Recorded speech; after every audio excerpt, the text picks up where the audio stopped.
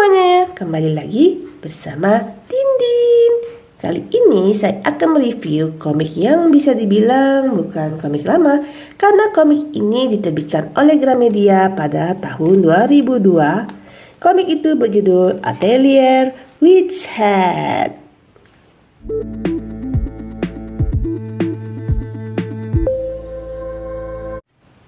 Komik karya Kamome Shirahama ini pertama kali diterbitkan di Jepang pada tahun 2017 oleh penerbit Kodansha dengan judul asli Tongari Boshi no Atelier. Kalau diartikan sih seharusnya judul komik ini adalah Atelier Topi Runcing. Di Jepang, komik ini sudah terbit sampai volume ke-13. Dan ketika saya membuat video ini, komik ini di Indonesia sudah terbit di volumenya yang ke-8. Dan nomor 9-nya entah kenapa agak lambat nih terbitnya. Atelier sendiri itu artinya bisa adalah studio atau bengkel biasanya untuk orang-orang membuat sesuatu gitu. Dengar kata atelier, aku jadi teringat dengan game yang pernah aku mainkan yang berjudul Atelier Iris. Ya pokoknya Atelier lah pakainya namanya. Di situ MC bisa punya seperti tempat di mana dia bisa mencampur-campur bahan yang dia temukan untuk menciptakan sebuah benda. Atelier di komik ini ya mirip-mirip seperti itu, tapi dengan konsep yang berbeda ya. Dari judul komik ini kita bisa tahu kalau komik ini bercerita tentang dunia sihir. Ngomong-ngomong soal penyihir, sebenarnya banyak sih referensi penyihir-penyihir seperti di game atau yang paling terkenal dari film yang berjudul Harry Potter. Di film The Lord of the Ring juga ada penyihirnya sih.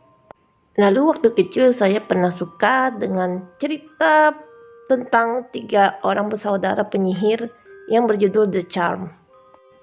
Dari semua film yang pernah saya tonton itu, tentunya para penyihir itu mengeluarkan sihir dengan cara-cara yang berbeda. Ada yang memakai mantra, dan ada juga yang memang dari dalam tubuh mereka sudah ada kekuatan sihir itu. Di komik ini mempunyai cara penggunaan sihir yang berbeda, dan menurut saya sih cukup unik. Di komik ini, manusia dan penyihir hidup berdampingan. Bahkan para penyihir membantu para manusia biasa dengan alat-alat ciptaan mereka.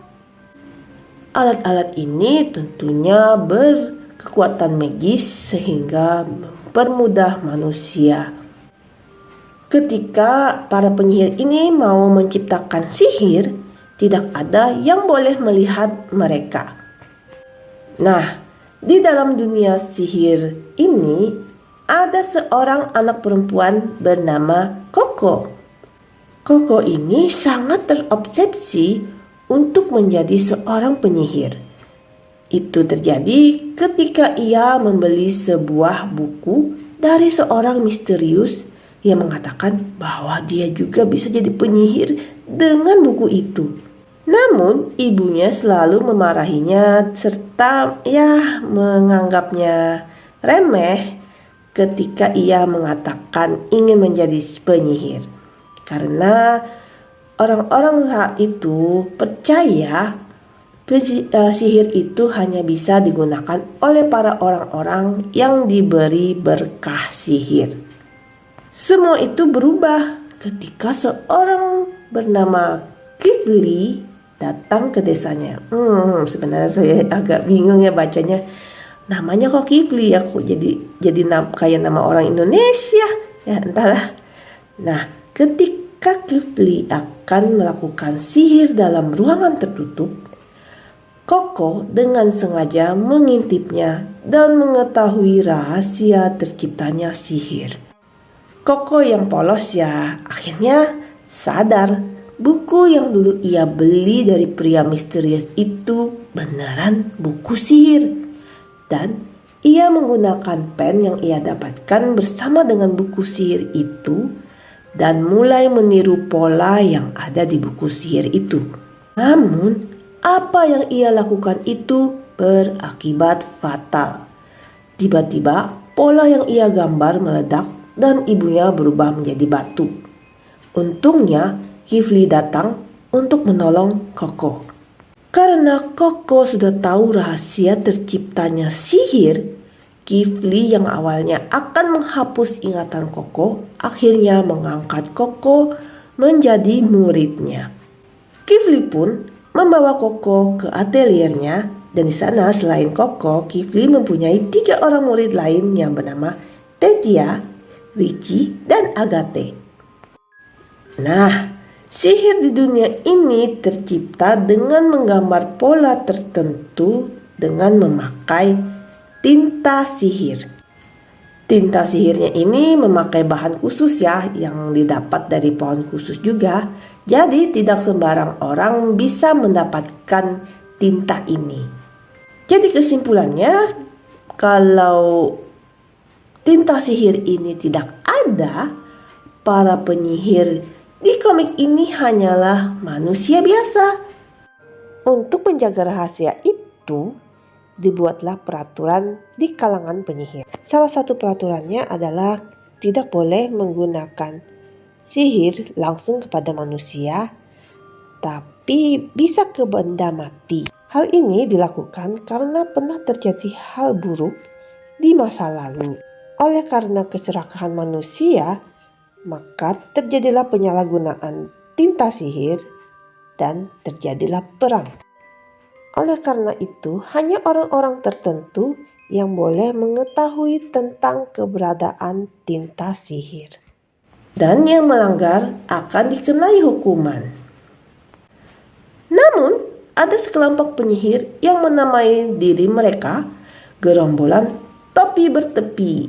Mereka ini adalah kelompok penyihir yang memilih untuk melanggar peraturan sihir yang berlaku dan melakukan sihir terlarang.